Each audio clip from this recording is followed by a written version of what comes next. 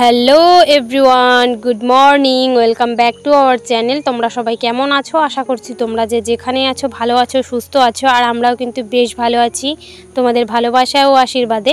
তো আবারও চলে এলাম নতুন একটি ব্লগ নিয়ে। আশা করছি ব্লগটি তোমাদের খুব ভালো লাগবে। তো আমার চ্যানেল ডোনাস লাইফস্টাইল ব্লগে তোমাদেরকে আরও একবার ওয়েলকাম জানিয়ে নতুন একটি ব্লগ কিন্তু শুরু করছি। তো আজকে হচ্ছে রবিবার, আর এখন বাজে ওই সকাল 8:30 বাজে। তো এখান থেকে কিন্তু আমার ব্লগটা আজকে স্টার্ট করছি। তো ঘুম থেকে অনেকক্ষণ আগে উঠেছি। তো ওঠার পর কিন্তু বাসি কাজকর্ম মানে সবটাই করে নিয়েছি। তো করার পর এই যে রান্নাঘরে চলে এসেছি। রান্নাঘরে এসে 1 কাপ চা বানিয়ে আগে খেয়ে নিলাম। আর এদিকে ছেলের জন্য একটু ম্যাগি করেছিলাম। তো ম্যাগিটা তোমরা হয়তো ভাবছো এত সাদা সাদা কেন।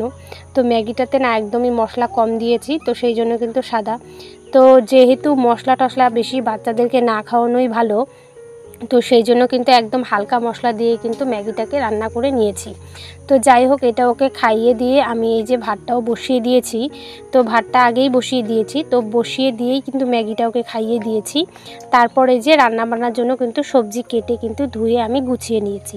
তারপরে যে রান্নার জন্য তেল শেষ হয়ে গেছিলো, তো সেটাই কিন্তু আমি বোতলে ভরে নিচ্ছিলাম। আজকে কিন্তু নিরামিষই রান্না করব, তো মাছ মাংস কিন্তু কিছুই নিয়ে আসেনি।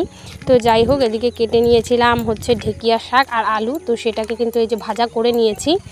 আর এদিকে মিষ্টি কুমড়োর ডোকা দিয়ে একটা নিরামিষ তরকারি রান্না করেছিলাম, আর দিয়েছিলাম ডালের বড়ি। তো ডালের বড়িটা ভেজে মিষ্টি কুমড়ার তরকারির মধ্যে দিয়ে দিয়েছি, তারপর কিন্তু সোমবারে দিয়ে দিলাম। আর এদিকে একটু করেছিলাম আমের চাটনি। তো চাটনি না হলে খাওয়াটা একদমই জমে না। তো যাই হোক, এদিকে রান্নাবান্না কমপ্লিট করে কিন্তু যে ঘরটা কিন্তু ভালোই নোংরা হয়েছিল, তো সেই জন্য কিন্তু ঘরটাকে আর কি ঝাড় দিয়ে পরিষ্কার করে নিচ্ছিলাম।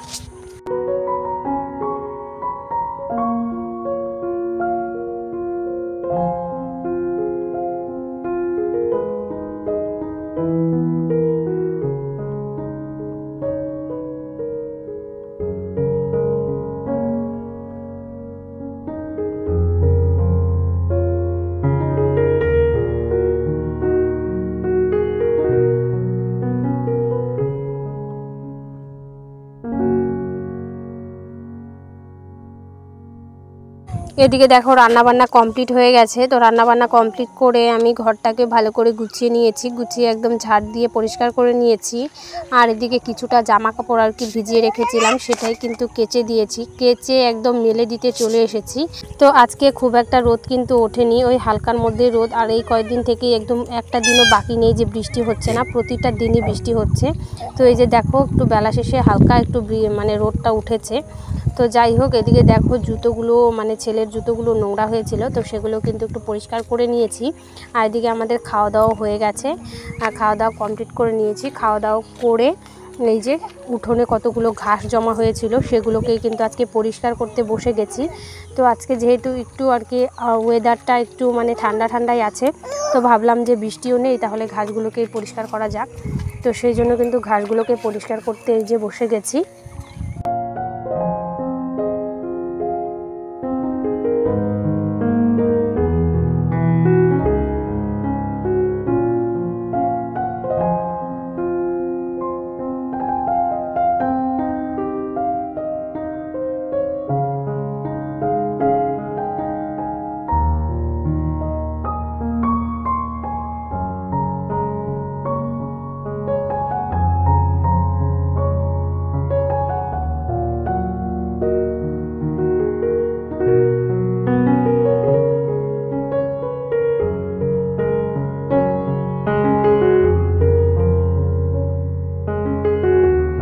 তো যাই হোক, এদিকে দেখো ঘাসগুলো আমার পরিষ্কার করা হয়ে গেছে, এগুলোকে তুলে এখন ফেলে দেব। তো বিশ্বাস করো এই ঘাসগুলোকে পরিষ্কার করতে আমার 1 থেকে 1.5 ঘন্টা সময় কিন্তু লেগে গেছে। তো পুরো হাত ব্যথা হয়ে গেছে পাচুন দিয়ে মানে তুলতে তুলতে। তো যাই হোক, ঘাসগুলোকে এখন তুলে ফেলে দেব। তো তোমরা কে কোথা থেকে আমার ভিডিওটা দেখছো অবশ্যই কিন্তু কমেন্ট করে জানাতে ভুলো না। আর যে সমস্ত বন্ধুরা প্রথম থেকে আমার ভিডিও দেখে আসছো তাদেরকে অসংখ্য অসংখ্য ধন্যবাদ জানাচ্ছি। আর যে সমস্ত বন্ধুরা আমার এই ছোট্ট ভিডিওটি আজকে প্রথম দেখছো, আমার এই ছোট্ট ভিডিওটি তোমাদের যদি কোনো কারণে ভালো লেগে থাকে তাহলে অবশ্যই লাইক কমেন্ট শেয়ার করে কিন্তু আমার পাশে থেকে যেও একজন বন্ধু হয়ে। তো যাই হোক, এদিকে ঘাসগুলোকে ফেলে দিয়েছি, দেখো অনেকটাই কিন্তু পরিষ্কার হয়ে গেছে। তো দেখতেও কিন্তু বেশ ভালোই লাগছে আর অনেকটাই কিন্তু পরিষ্কার হয়ে গেছে, মনটাও কিন্তু আমার একটু শান্তি আর কি পাচ্ছে। তো যাই হোক, এদিকে দেখো উঠোনটাও বেশ নোংরা হয়েছিল আর হাওয়াও কিন্তু মোটামুটি ছিল। তো সেই জন্য উঠোনটাকে একবারে ঝাড় দিয়ে নিই। তো ঝাড় দিয়ে তারপর চলে যাব স্নানে।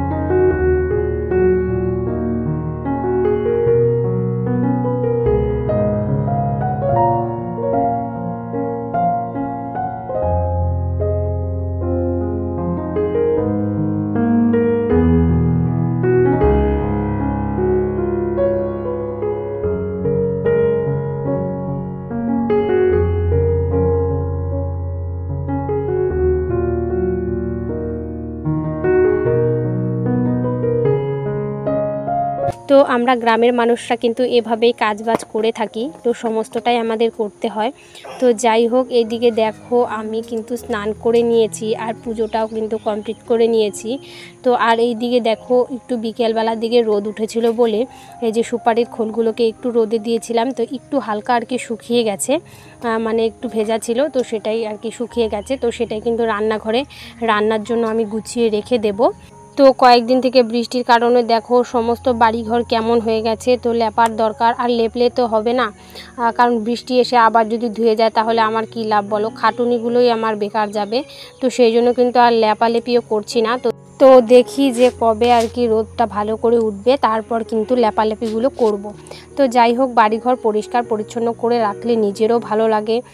দু একজন লোক বাড়িতে আসলেও কিন্তু তারাও বলবে যে না, বাড়িটা যতই ভাঙাচুরো হোক না কেন তবুও মানে পরিষ্কার পরিচ্ছন্নতা বজায় রেখেছে, মানে এটা আর কি বলবে। তো যাই হোক, সেটার জন্যই কিন্তু বাড়িঘরটাকে পরিষ্কার করে রাখা। তো নিজের বাড়িঘর নিজে পরিষ্কার করে রাখা সেটা নিজেরই দায়িত্ব, তাই না? পটেটো মানে আলু, টমেটো মানে টমেটো, ব্রিঞ্জল মানে বেগুন, ক্যারট মানে গাজর, ক্যাবেজ মানে বাঁধাকপি, কলিফ্লাওয়ার মানে ফুলকপি, ম্যাঙ্গো মানে আম, অ্যাপেল মানে আপেল, ব্যানানা মানে কি জানো, ব্যানানা মানে কি, ব্যানানা মানে কলা, গ্রেপস মানে আঙ্গুর, ওয়াটারমেলন মানে। তো যাই হোক, বিকেলের কাজকর্ম সেরে কিন্তু সন্ধ্যাবেলাও সন্ধ্যা দিয়ে নিয়েছি, তারপর কিন্তু ছেলেকে একটু পড়াতে বসে গেছি। তো তারপর রাতের বেলা রান্না করেছিলাম সিম্পল ডাল ভাত। তো চলো, আজকের ভিডিওটা এই পর্যন্তই, দেখা হবে নেক্সট কোনো ভিডিওতে। তো চলো, টাটা বন্ধুরা।